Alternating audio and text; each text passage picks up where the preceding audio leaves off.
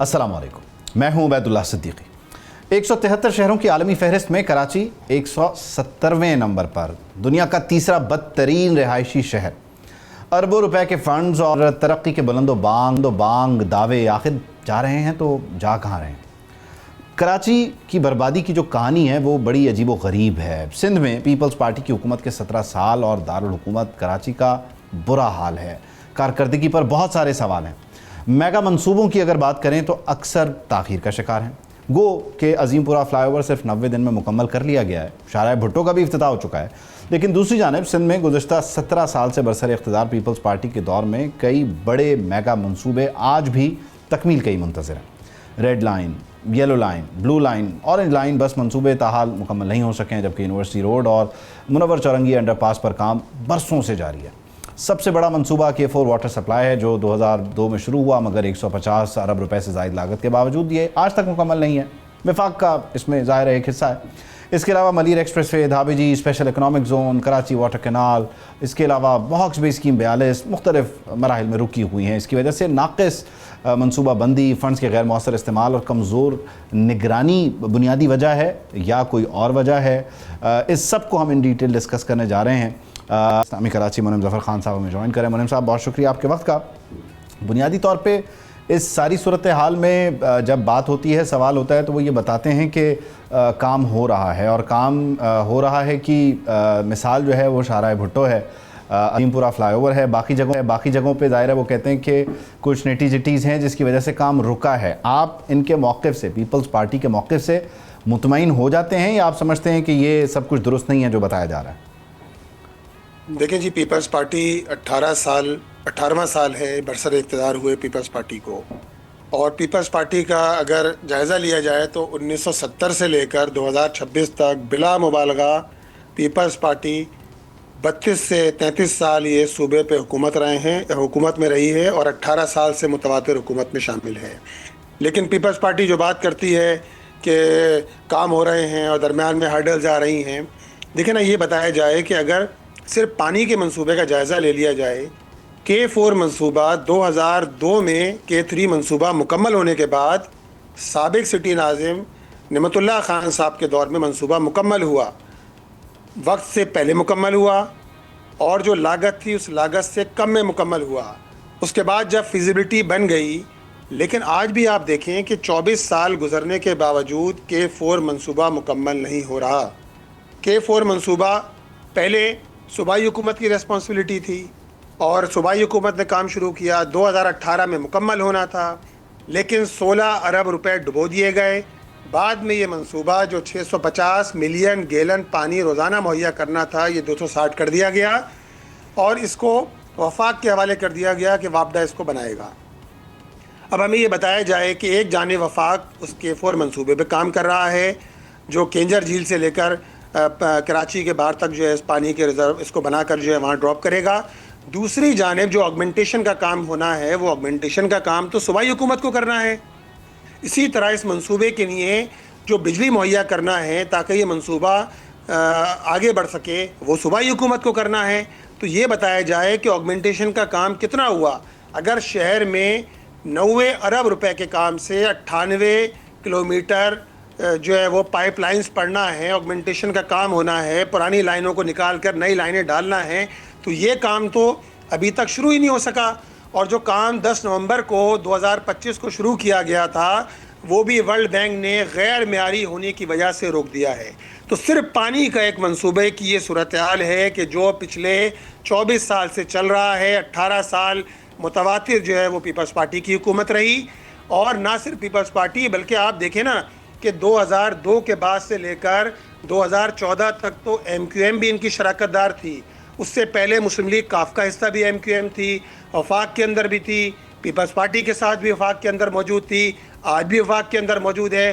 तो बताया जाए कि ये पार्टियां इन्होंने मिलकर कराची के पूरे पानी के निज़ाम को ना सिर्फ तबाह कर दिया, बल्कि इस पूरे अरसे में कराची को एक कतरा पानी जो है वो कराची के सिस्टम के अंदर शामिल नहीं हुआ।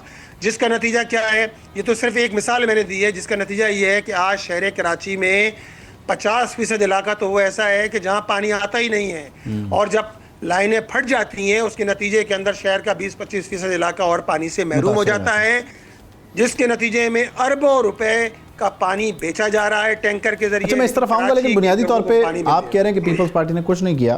पीपल्स पार्टी को अगर सुना जाए तो वो ये कहते हैं कि नेमतुल्लाह खान साहब के दौर में कोई काम नहीं हुआ, पार्क्स का इफ्तिताह होता रहा, मुत्तहिदा कौमी मूवमेंट जो है उन्होंने भी कुछ नहीं किया, वो इख्तियारात के मसाइल। अब वो कहते हैं अब तो पहली बार बाकायदा तौर पर शहर हमारे पास आया, यानी बल्दियात भी हमारी, सूबाई हुकूमत भी हमारी, और हम काम करके दे रहे हैं। वो तो आप पे सवाल उठाते हैं कि नेमतुल्लाह खान साहब ने तो कुछ नहीं किया। अच्छा देखिए जी, बात यह है कि नेमतुल्लाह खान साहब ने जो कुछ किया वो तो आप बिल्कुल सामने है ना। अब ये बात तो नई बात नहीं है कि अगर K3 मंसूबा मुकम्मल हुआ तो नेमतुल्लाह खान साहब के दौर में मुकम्मल हुआ, ये आप किसी से मालूम कर लीजिए। पीपल्स पार्टी को भी पता होना चाहिए है K4 मंसूबे की अगर इब्तदाई उस पर जो है वो कुछ फिजिबिलिटी बनी है, वो नेमतुल्लाह खान साहब के दौर के अंदर बनी है। लियारी एक्सप्रेस वे अगर बना है, उसका एक पूरा हिस्सा और एक आधा हिस्सा मुकम्मल हुआ, नेमतुल्लाह खान साहब के दौर में के अंदर में मुकम्मल हुआ। कराची में 32 कॉलेजेस के अगर कराची के लोगों को तोहफे दिए गए तो नेमतुल्लाह खान साहब के दौर में दिए गए। कराची के अंदर अगर Karachi institute of heart disease बना, पहला दिल का अस्पताल के जो डिस्ट्रिक्ट सेंट्रल के अंदर बनाया गया NICVD के बाद, जो national institute of cardiovascular disease है, उसके बाद नेमतुल्लाह खान साहब के दौर के अंदर बनाया गया। इस शहर के अंदर अगर पार्कों के तोहफे दिए गए, खेलों के मैदान बनाए गए, नेमतुल्लाह खान साहब के दौर में बनाए गए। उस वक्त की सिटी डिस्ट्रिक्ट गवर्नमेंट ने 360 बसें उस वक्त की सिर्फ जो है वो उस वक्त की सिटी डिस्ट्रिक्ट गवर्नमेंट ने चलाई, और आज 18 साल गुजरने के बावजूद भी पूरी पीपल्स पार्टी की हुकूमत जो वफाक के अंदर भी है, सूबे के अंदर भी बरसर इक़्तिदार है, और ना सिर्फ सूबे में है बल्कि इस वक्त तो बल्दिया पर भी काबिज़ है, KMC पर भी काबिज़ है। इस वक्त पूरे शहर कराची में 405 बसें चलती हैं पब्लिक सेक्टर की, और 600 से ज़ायद कुछ बसें हैं जो प्राइवेट सेक्टर की चलती हैं। तो आप अंदाज़ा लगा सकते हैं कि उस वक्त तो नेमतुल्लाह खान साहब ने 360 या 365 बसों का तोहफा दिया था शहर कराची के लोगों को। तो ये वो सारी चीज़ें हैं कि जो रोज़े रोशन की तरह यहाँ हैं।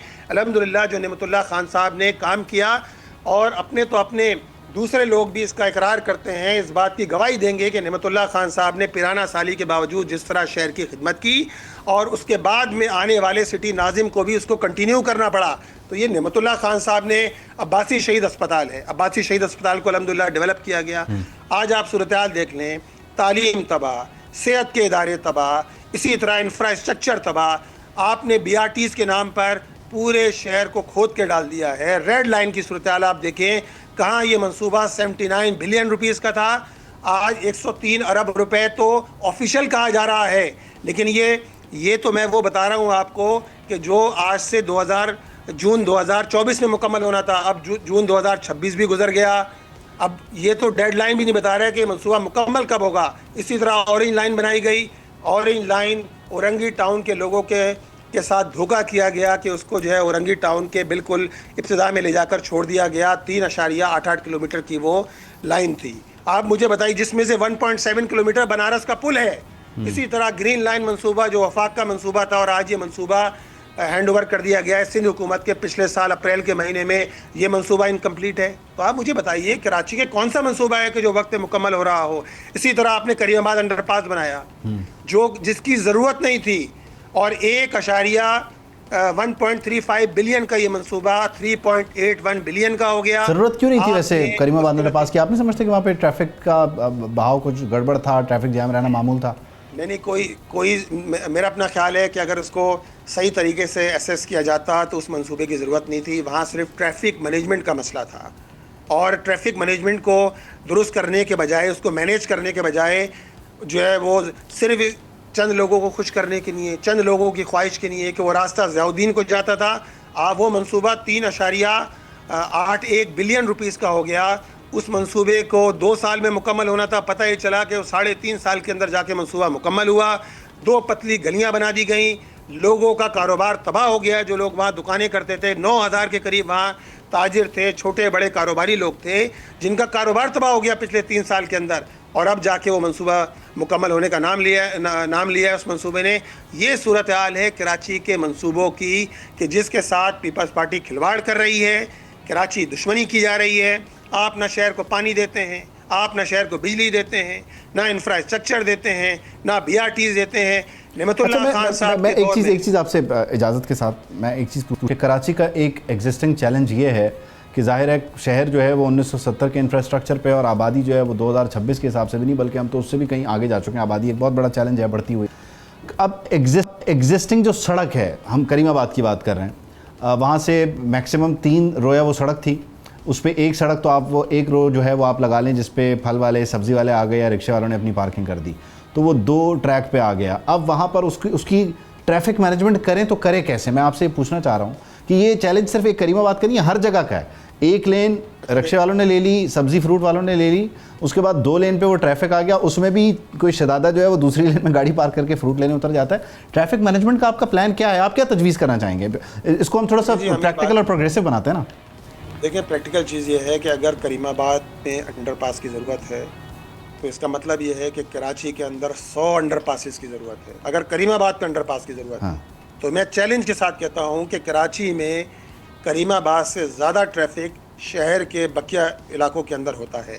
बात यह है कि आपने जो करीमाबाद का ऑलरेडी जो लियाकताबाद एक ब्रिज गुजरता है उसके ऊपर से, उसके पास जो ट्रैफिक का अज़दहाम रहता है या फिर वहाँ चिंचियों का जो एक रश रहता है, अगर ट्रैफिक पुलिस हमारी उसको मैनेज कर लेती, प्रॉपर तरीके से मैनेज कर लेती, तो आप यकीन जाने कि ज़रूरत ही नहीं थी कि वहाँ जो है वो अंडरपास बनाया जाता। करीमाबाद तो बहुत आसान है क्योंकि करीमाबाद में एक तरफ मार्केट है और एक तरफ बिल्कुल ओपन रास्ता है जो मूसा कॉलोनी का रास्ता है, और दाएं जानिब उसमें फेडरल बेरिया है जो ज़ियाउद्दीन की तरफ जाता है। वहाँ तो कोई ऐसा रश का कोई मसला ही नहीं है, यानी एक जानिब तो कॉलेज बना हुआ है, कॉलेज भी सुबह के औकात में चलता है, कोई रश का प्रॉब्लम नहीं था। अगर आप वहाँ मौजूद चिंचियों को, रक्षों को ट्रैफिक पुलिस मैनेज कर लेती, वहाँ प्रॉपर ट्रैफिक सिग्नल होते।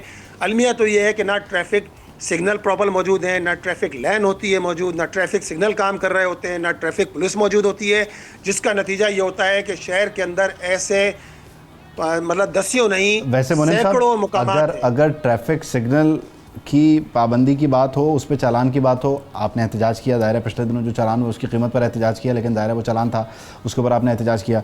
चिंची वालों को अगर हटाने की बात करें तो वो एहतजाज करते हैं और दायरा आप भी फिर उसमें उनकी हामी बनेंगे, दायरा उनके रोज़गार का मसला है। तो यहाँ तो जिस तरफ हाथ डाला जाए, यानी अगर आपको कल को हुकूमत मिल जाए, आप भी अगर कोई क्रैकडाउन शुरू करेंगे, हर किसी को तो आपसे शिकवा होगा, तो फिर वो बेहतर मैनेजमेंट का प्लान क्या है, मैं ये पूछना चाह रहा हूँ। देखिए प्लान देखें ये है ना, हम जो है वो आपने बात की कि अभी जो ई चालान आ रहे हैं, देखिए हम ई चालान की मुखालफत नहीं कर रहे हैं। हम ये कहते हैं कि जो चालान आप दे रहे हैं एक स्कूटर वाले को, आप जिसके पास शायद 1 लीटर पेट्रोल डलवाने के लिए उस नौजवान के पास, उस बाइकिया वाले के पास, उस फूड सप्लाई करने वाले के पास पैसे नहीं होते, आप उसको 5,000 रुपए का आप उसको चालान देते हैं, कोई जस्टिफिकेशन होती है ना भाई? मुल्क के दीगर इलाकों में भी तो देखें ना, आप लाहौर के अंदर भी चालान हो रहा है यार, वो चालान 2,000 रुपए का है, आप यहाँ शुरू ही 5,000 से कर रहे हैं, गाड़ी वाले का 10,000 से चालान कर रहे हैं, सड़क आप दे नहीं रहे, ट्रैफिक सिग्नल मौजूद नहीं है, प्रॉपर तरीके से फंक्शनिंग नहीं है ट्रैफिक पुलिस की जो है वो, जिसके नतीजे के अंदर आप लोगों को मुश्किल में डाल रहे हैं ना 5-5 हज़ार रुपये, 10,000 रुपये का चालान करके। हम तो ये कहते हैं कि चालान की जो रकम आपने मुकर्रर की है आप इसको रीजनेबल बनाइए। ट्रैफिक चालान की हमने मुखालफत नहीं की, हमने तो इस पूरे सिस्टम की मुखालफत की है कि आप लोगों को फैसिलिटेट तो करें ना, आप सड़क तो दें, आप ट्रैफिक सिग्नल तो लगाएं, आप लोगों को प्रॉपर बसें तो दें। अब ट्रैफिक शहर के अंदर आपने बात की आबादी की, शहर के अंदर बिला मुबालगा 3.5 करोड़ आबादी का ये शहर है, जिसको इन्हीं पार्टियों ने 2023 में बैठ के मुस्लिम लीग नून, MQM और पीपल्स पार्टी ने नोटिफाई कराया है बाकायदा। वज़ीर आज़म के दाएं बैठे थे मुराद अली शाह साहब, बाएं MQM बैठी थी खालिद मकबूल सिद्दीकी साहब, इन्होंने नोटिफाई कराया कि 2 करोड़ 3 लाख की आबादी है इस शहर की, जिसकी बिला मुबालगा तमाम बैरोमीटर्स बताते हैं कि इसकी आबादी किसी तरह से 3.5 करोड़ आबादी से कम नहीं है। उसके लिए आपके पास पब्लिक सेक्टर की बसें मौजूद नहीं हैं, या हम आपके पास मास कराची सर्कुलर रेलवे का निज़ाम जो है वो कितनी मरतबा इसका इफ्ता हो चुका है, वो नहीं चल के दे रही है, मास ट्रांजिट का निज़ाम मौजूद नहीं है इतने बड़े शहर के लिए जिसका शुमार दुनिया के 10 बड़े शहरों में कराची का शुमार होता है, वो आपके पास मौजूद नहीं है। आपका सारा जोर अगर ई चालान पर होगा तो जाहिर बात है इसकी तो मुखालफत की जाएगी कि आप लोगों की जेबों पे, नौजवानों की जेबों पर डाका डाल रहे हैं। जिस शहर के अंदर 45 लाख मोटरसाइकिलें हों, जहां बसें मौजूद ना हो, जहां सर्कुलर रेलवे मौजूद ना हो, जहां मास ट्रांजिट मौजूद ना हो, तो ये तो जस्टिफिकेशन नहीं है ना। तो हम तो ये बात कह रहे हैं। दूसरी बात यह है कि ट्रैफिक मैनेजमेंट करना किसकी रिस्पॉन्सिबिलिटी है? ये रिस्पॉन्सिबिलिटी हुकूमत की रिस्पॉन्सिबिलिटी है कि ट्रैफिक को मैनेज किया जाए। ट्रैफिक, वहाँ ट्रैफिक पुलिस मौजूद हो। इसी तरह देखें ना, हर जगह अगर जाके चिंचियाँ खड़ी होंगी, कोई रूल्स रेगुलेशन नहीं होगा, कोई पाबंदी नहीं होगी, तो उसकी तो मुखालफत की जाएगी ना। कि लोगों को इसके नतीजे के अंदर जिस तरह ट्रैफिक के मसाइल का सामना करना पड़ता है कि जब कोई मैनेजमेंट ना हो, आप उसको मैनेज करें, प्रॉपर निज़ाम होना चाहिए उसका, सड़कें ठीक होना चाहिए, ट्रैफिक सिग्नल ठीक होना चाहिए, और साथ साथ ट्रैफिक पुलिस हो जो अपना काम कर रही हो। तो इंशाअल्लाह ताला बहुत सारे मंसूबे ऐसे हैं कि जो आपको करने की ज़रूरत पेश नहीं आएगी। और ये मंसूबे क्या होते हैं? ये मंसूबे दरअसल ये तो रिश्वत का एक धंधा होता है, करप्शन का एक धंधा होता है। अब आप मुझे बताइए, 1.35 यानी 1.35 बिलियन का प्रोजेक्ट 3.81 बिलियन पे चला गया। क्यों चला गया? Who is responsible? सर इस पर तो तहकीकात तो होनी चाहिए, बिल्कुल होनी चाहिए। अच्छा अब मुझे बताइए ना, येलो लाइन का मंसूबा 67.5 बिलियन का मंसूबा येलो लाइन का, अभी उस पे कॉस्ट बढ़ जाती है, टाइमली हम पूरा क्यों नहीं कर पाते? यकीनन बहुत आम सवाल है। मैं टुवर्ड्स द एंड, हां, टुवर्ड्स द एंड 176 अरब रुपए पे पहुंच गया है वो मंसूबा। मुनीम साहब, टुवर्ड्स द एंड क्या ऐसा काम करे सिंध हुकूमत, पाकिस्तान पीपल्स पार्टी के, आप समझते हैं, मतलब मुख्तसरन अगर हम इसको बयान कर दें कि वो पीपल्स पार्टी से पहला कदम उठाएं, आप भी साथ होंगे? देखें जी, पीपल्स पार्टी से हमें कोई उम्मीद नहीं है कि पीपल्स पार्टी इस शहर की भलाई के लिए कुछ कर सकती है, सूबे की भलाई के लिए हम कर सकती है। इस शहर का और पाकिस्तान के अंदर मसाइल का, बल्दियाती मसाइल का एक ही हल है कि बाइख्तियार बल्दियाती निज़ाम होना चाहिए है, जिसको 140 आइन की दफ़ा 140A के तहत आइनी प्रोटेक्शन हासिल हो। इसी तरह फाइनेंशियल और इंतज़ामी इख्तियारात उसको हासिल हों, आइनी प्रोटेक्शन हासिल हो उसको आइन की दफ़ा 140A के तहत। इंशाअल्लाह ताला आप देखें बिल्कुल उसी तरह मसाइल हल होंगे जिस तरह नेमतुल्लाह खान साहब के शहर के दौर में इस शहर के मसाइल हल हुए, इस शहर के लोगों ने सुख का सांस लिया था, उसी तरह इस शहर के मसाइल बल्दियात हल है। और बल्दियात जो है वो शफाफ लेवल पे, शफाफ तरीके से जो है वो उसको चुनने का मौका दिया। जब Khan sahab, thank you for joining us. Program में एक ब्रेक शामिल करते हैं, ब्रेक के बाद वापस आएंगे।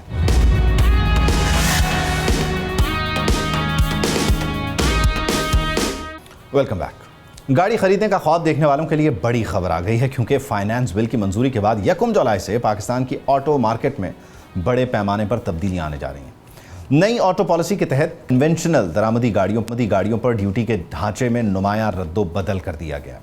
850 सीसी की इंपोर्टेड गाड़ियों पर ड्यूटी 66% से कम करके अब 42% है। 1000 से 1500 सीसी तक की जो गाड़ियां हैं उस पर 76% से ये कम होकर 52% कर दी गई है, जबकि 1500 से 1800 सीसी गाड़ियों पर ड्यूटी 91% से कम होकर 57% और 1800 सीसी गाड़ियों पर मजमूई ड्यूटीज और टैक्सेस 156% से कम करके 74% तक लाने की तजवीज़ मंजूर हो गई है। नई पॉलिसी के तहत 1800 सीसी तक की गाड़ियों पर स्पेशल एक्साइज ड्यूटी आयद नहीं की जाएगी, जबकि जो इलेक्ट्रिक और हाइब्रिड गाड़ियां उनकी बात की जाए तो उनके लिए भी नए कवायद मुतारिफ करवाए गए हैं।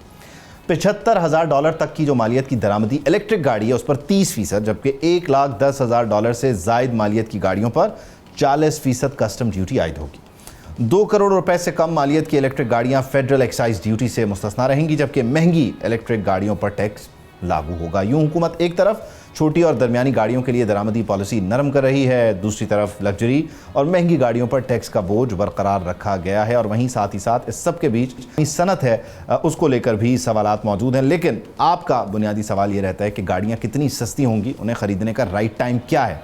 इस सब को हम इन डिटेल डिस्कस करते हैं। मुझे मशहूद अली खान साहब ज्वाइन कर रहे हैं, ऑटो सेक्टर के एक्सपर्ट हैं। बहुत शुक्रिया मशहूद साहब, thank you for joining us. अच्छा मशहूद अली खान साहब, बुनियादी तौर पे इस सारी सूरत हाल में जाहिर है आपने ड्यूटीज़ को कम कर दिया, लेकिन ये ड्यूटीज़ कम होना, क्या हम ये समझें कि कंज्यूमर जो है वो इससे फ़ायदा उठा सकेगा, वो डायरेक्टली सस्ती गाड़ी ख़रीद रहा होगा, और वहीं साथ ही साथ जो आपकी लोकल इंडस्ट्री है जिसको आप प्रमोट करने के लिए भी कोशिशें कर रहे हैं, वो कहीं इससे मुतासर तो नहीं हो रही है?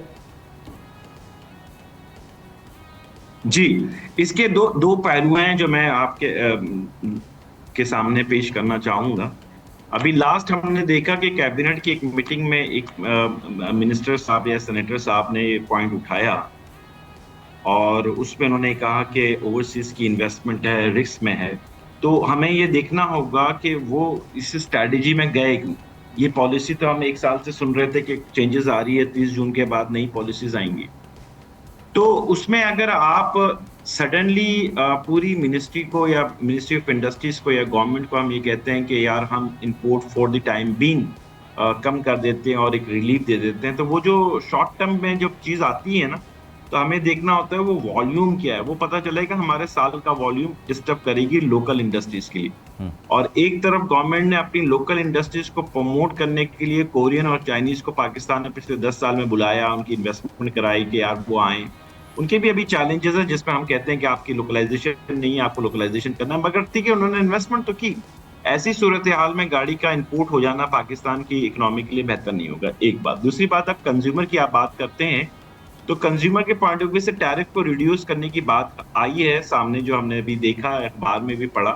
मगर मैं पिछले 15 दिन पहले की मैं बात करूं, बजट से पहले लास्ट मीटिंग हमारी हुई, मैं उस मीटिंग में था, उसमें हमारे पास मिनिस्ट्री ऑफ इंडस्ट्रीज भी थे, मिनिस्ट्री ऑफ फाइनेंस भी थे और मिनिस्ट्री ऑफ पावर के मिनिस्टर साहब भी थे और क्लाइमेट मिनिस्टर। तो टॉप क्लास हमारे पास मिनिस्टर्स बैठे हुए थे, वेल इन्फॉर्म्ड। ये कहना कि उनके पास इंफॉर्मेशन नहीं, उनके पास पूरी मुल्क की अच्छी इंफॉर्मेशन है। ऐसी सूरत हाल में हमने ये बात को कासिर कराने की कोशिश की कि पाकिस्तान में इंडस्ट्रियलाइजेशन होगी तो आपके जो फंडिंग प्रोग्राम है ना, इससे आप बाहर निकल पाएंगे। अगर आप इंपोर्ट बेस ही कर लेंगे और तो बुनियादी तौर पे आपके इस सारे जवाब को अगर हम सादा करें, आसान करें, तो बुनियादी तौर पे हुकूमत अपना जो 1 साल है या जो डिज़ाइन टाइम पीरियड है उसको गुजारने के लिए तो ये नरमी कर रही है और इससे आप गाड़ियों का फ़्लो जो है या प्रोडक्ट का फ़्लो जो है मार्केट में ले आएंगे, लेकिन लॉन्गर रन के लिए ये फ़ायदेमंद नहीं है। दूसरा, ये हौसला शिकनी भी तो है उन लोगों की जो यहाँ पर प्लांट्स के लिए आए हैं। जाहिर है उन्हें आप किसी वादे पर लेकर आए होंगे,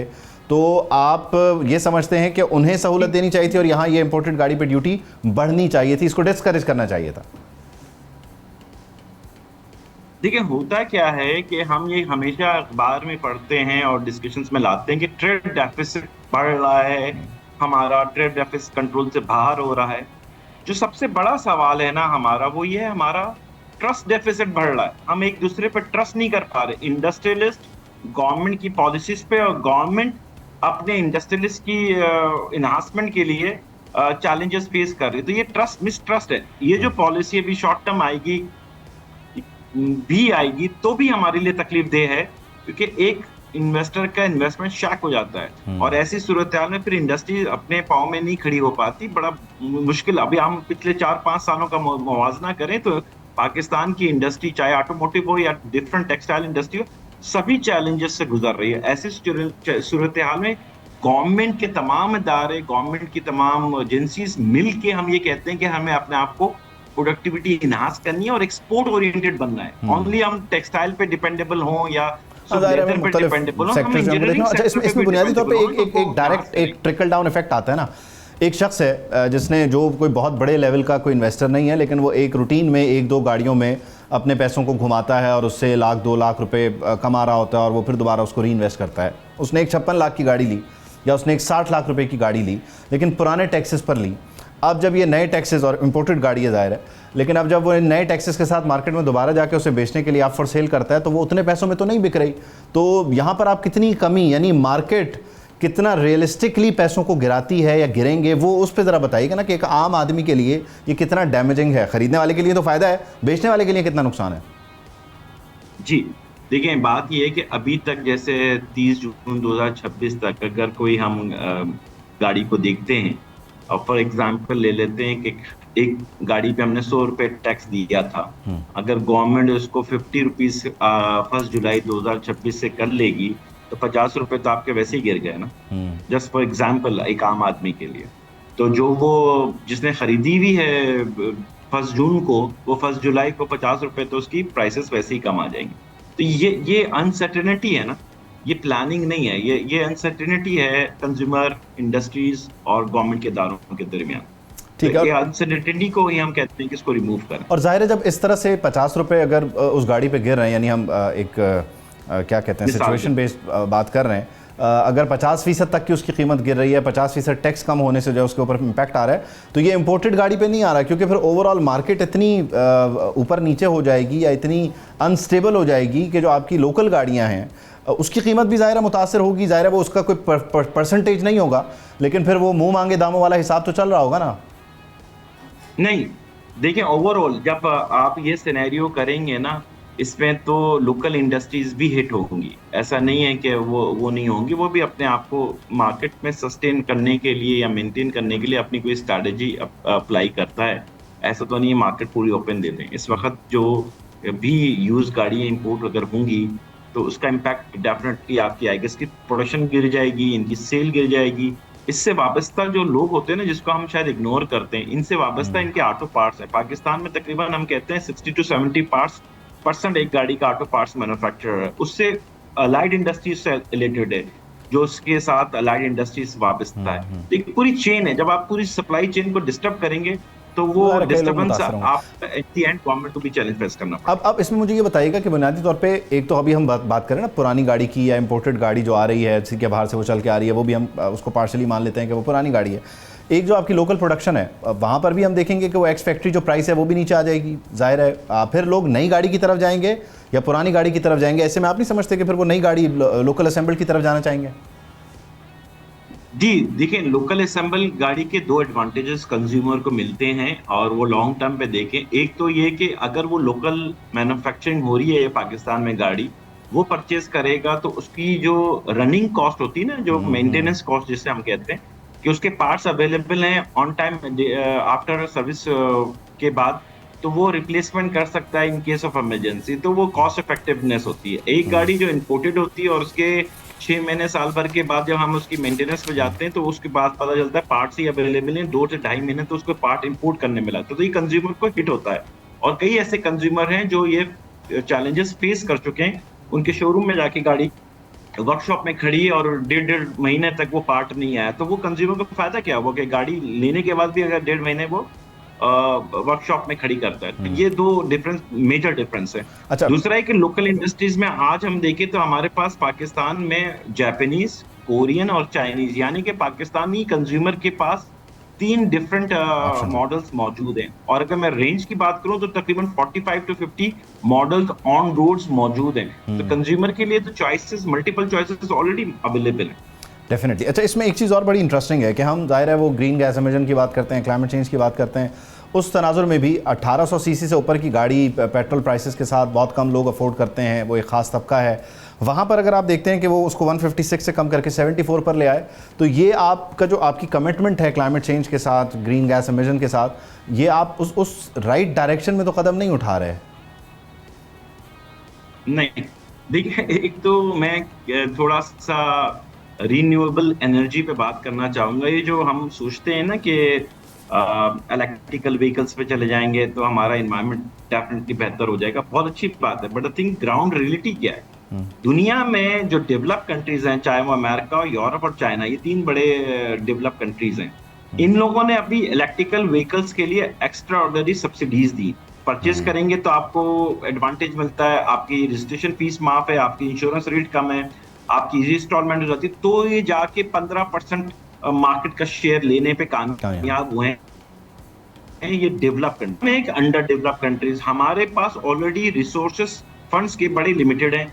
आप जानते हैं पिछले 1.5-2 साल में हम $1 बिलियन के लिए कितने लोगों के आगे हमने अपनी शनाख्त खोई, अपनी इज्जत खोई, $1 बिलियन के लिए। ऐसी सूरत हाल में अगर आप ये इंपोर्ट करते हैं इलेक्ट्रिकल व्हीकल्स, तो पाकिस्तान की इकोनॉमी की स्ट्रांग नहीं हो रही। आप मजीद गिन रहेंगे उनके सामने जिनके सामने आप खड़े नहीं हो पा रहे। जाहिर है वो आपका इंपोर्ट बिल बढ़ जाता है। और दूसरा ये कि बढ़ेगा, अल्टीमेटली बढ़ेगा। हम किसी को, और ये जिन कंट्रीज की हम बात कर रहे हैं, क्या वो चाइना हो, क्या वो यूएसए, उन्होंने लोकल मैन्युफैक्चरिंग पर ज़्यादा जोर दिया, उन्होंने वहाँ से इस सनत का पेट भरा है और फिर उस पर सब्सिडी दी है कंज्यूमर को, तब जाके वो यहाँ पर प्रिवेल कर सकें इलेक्ट्रिक गाड़ियों के तनाजुर में। बहुत शुक्रिया Mashhood Khan sahab, thank you for programme में एक ब्रेक शामिल करते हैं, ब्रेक के बाद वापस आएंगे।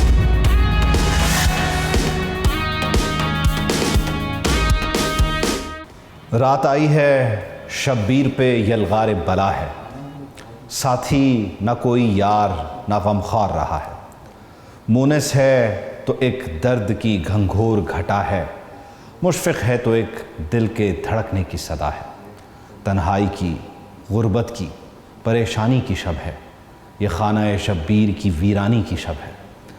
दुश्मन की सिपाह ख्वाब में मदहोश पड़ी थी, पल भर को किसी की न इधर आंख लगी थी, हर एक घड़ी आज क़यामत की घड़ी थी, ये रात बहुत आले मोहम्मद पे कड़ी थी। रह रह के बुका अहले हरम करते थे ऐसे, थम थम के दिया आखिर शब जलता है जैसे। एक गोशे में इन सोख्ता सामानों के सालार, इन खाक बसर खानमा वीरानों के सरदार, तिश्न लबो दरमांदाओ मजबूरो दिल फ़िकार, इस शान से बैठे थे शहे लश्कर अहरार। मसनद थी न खिलात थी न खुद्दाम खड़े थे, हाँ तन पे जिधर देखिए 100 ज़ख्म सजे थे। कुछ खौफ था चेहरे पे न तशवीश ज़रा थी, हर एक अदा मज़हर तस्लीम और रज़ा थी, हर एक निगह शाहिदे इक़रार वफ़ा थी, हर जुम्बिश लब मुनकिरे दस्तूर जफ़ा थी। पहले तो बहुत प्यार से हर फ़र्द को देखा, फिर नाम खुदा का लिया और यूं हुए गोया। अल्हम्द करीब आया गम इश्क़ का साहिल, अल्हम्द कि अब सुबह शहादत हुई नाज़िल। बाजी है बहुत सख्त मयाने हक़ व बातिल, वो जुल्म में कामिल हैं तो हम सब्र में कामिल। बाजी हुई अंजाम मुबारक हो अज़ीज़ो, बातिल हुआ नाकाम मुबारक हो अज़ीज़ो। फिर सुबह की लौ आई रुखे पाक पे चमकी, और एक किरण मख्तले खूनाक पे चमकी। नेज़े की अनी थी खसो खाचाक पे चमकी, शमशीर बरहना थी कि अफलाक पे चमकी। दम भर के लिए आईना रूह हो गया सहरा, खुर्शीद जो उभरा तो लहू हो गया सहरा। पर बांधे हुए हमले को आई सफ़े आदा, था सामने एक बंदा हक यका व तन्हा। हर चंद के हर एक दा उधर खून का प्यासा, ये रोब का आलम कि कोई पहल न करता। कि आने में ताख़ीर जो लैलाए क़ज़ा ने, खुतबा किया इरशाद इमाम शुहदा ने। फरमाया कि क्यों दर पे आज़ार हो लोगो, हक़ वालों से क्यों बरसरे पैकार हो लोगो। वल्लाह मुजरिम हो गुनाहगार हो लोगो, मालूम है कुछ किसके तरफदार हो लोगो। क्यों आपके आकाओं में और हम में ठनी है, मालूम है किस वास्ते इस जां पे बनी है। सतवत ना हुकूमत ना हशम चाहिए हमको, औरंग ना अफसर ना आलम चाहिए हमको। ज़र चाहिए नए मालो दिरम चाहिए हमको, जो चीज़ भी फ़ानी है वो कम चाहिए हमको। सरदारी की ख्वाहिश है न शाही की हवस है, एक हरफ यकीन दौलत ईमा हमें बस है। तालिब हैं अगर हम तो फ़कत हक़ के तलबगार, बातिल के मुकाबिल में सदाकत के परस्तार। इंसाफ के नेकी के मुरव्वत के तरफदार, जालिम के मुखालिफ हैं तो बेकस के मददगार। जो जुल्म पे लानत ना करे आप लई हैं, जो जबर का मुनकिर नहीं वो मुनकिर दी हैं। ता हश्र ज़माना तुम्हें मक्कार कहेगा, तुम अहद शिकन हो तुम्हें गद्दार कहेगा। जो साहिब दिल है हमें अबरार कहेगा, जो बंदाए हुर है हमें अहरार कहेगा। नाम ऊँचा ज़माने में हर अंदाज रहेगा, नेज़े पे भी सर अपना सरफराज रहेगा। कर ख़त्म सुखन महवे दुआ हो गए शब्बीर, फिर नारे जना महवे विगा हो गए शब्बीर। क़ुरबान रहे सिद्को वफ़ा हो गए शब्बीर, खैमों में था कोहराम जुदा हो गए शब्बीर। मरकब पे तने पाक था और खाक पे सर था, इस खाक तले जन्नते फिरदौस का दर था।